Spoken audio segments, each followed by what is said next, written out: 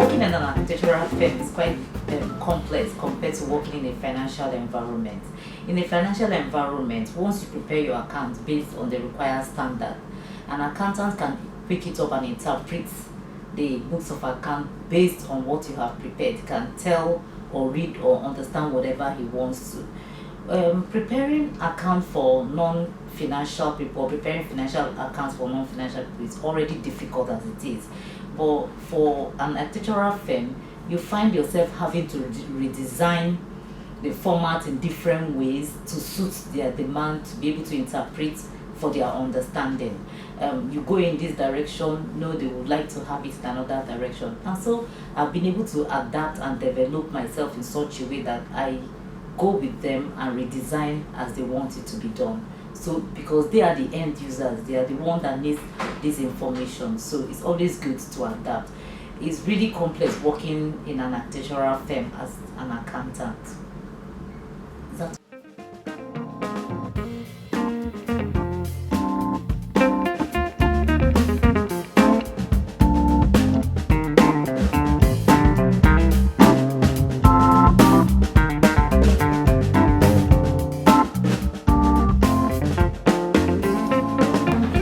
quite a lot. Like you have to be totally compliant to statutory requirements. You have to be abreast with the changing policies and government, especially the government policies. You have to like adapt, be able to adhere to all the required tax requirements, being able to file all the different tax requirements, being able to obtain your tax clearance certificate, because that's the main thing that is required to operate in this big organization. You also have to be compliant with pension, NSITF, DPR, BPP, ITF and all that, and all this requires a whole lot of work. But the major thing is that you always have to be abreast with what is happening in the economy. What are the changes that are made daily? What are the changes that you need to adapt to enable you be able to compete and bid for any requirements and being able to meet the standard as it is required.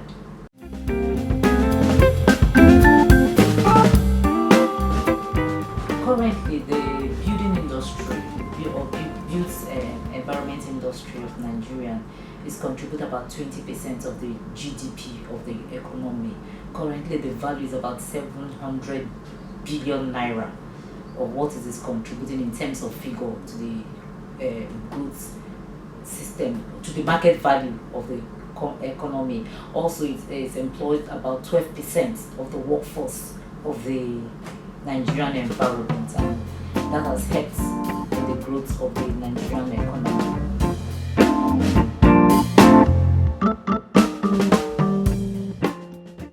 For the foreseeable future, I see growth in residential requirements with office spaces.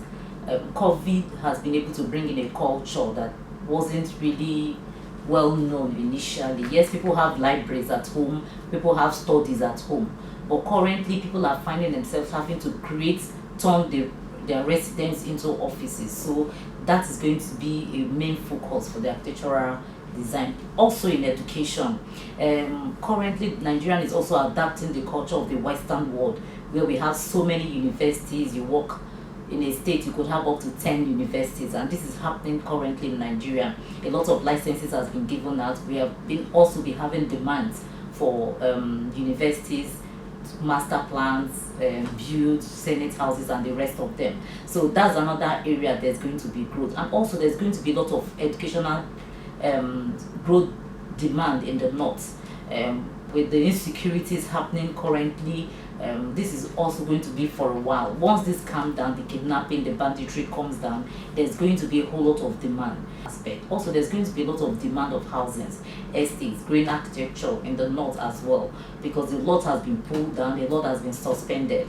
After all things have calmed down, I see in 2-3 years, there's going to be a whole lot of demand in that area. Also, I see a lot of demand in let's say in real estate, a lot of demand in hospitalities as well. With the way things are going, I definitely know that within 2 years time there's going to be a change of government, and once there's a change of government, there's going to be a whole lot of interest in Nigeria. A lot of tourists are going to come in, a lot of investors who have pulled that are going to come in.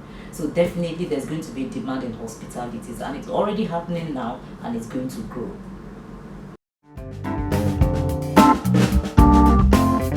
Factors that have contributed, one of the factors that have contributed to the longevity of ATO architects is planning. We always have plans and project into the future.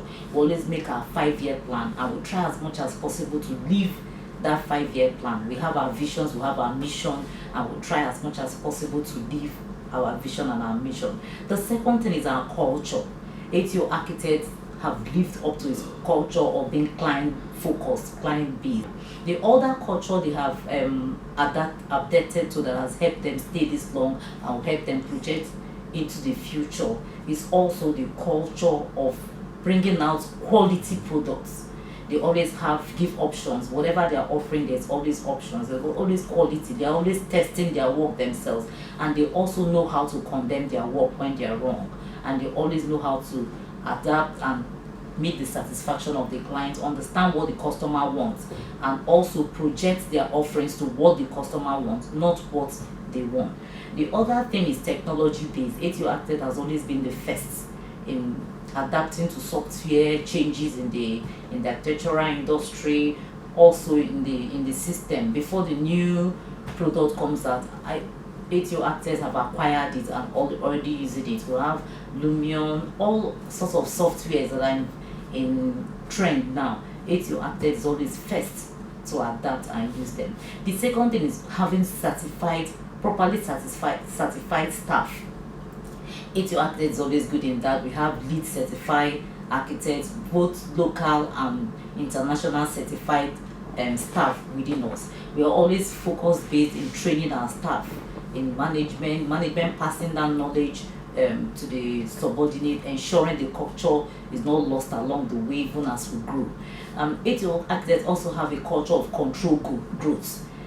No matter how it is turning out now, there's always a way of putting our feet down to say this is the limit we can go for now, to avoid a situation whereby we expand and then there's a problem. Also, the culture of having staff motivation. ATO architects also focused on making staff happy to work in this environment. That has always been a key point and also a point of growth for the company. And also developing leadership skills, and then there's already a plan of succession in place in ATO architect, and that has helped it grow, and it gives clients confidence that if S is not available, Y can continue on the project.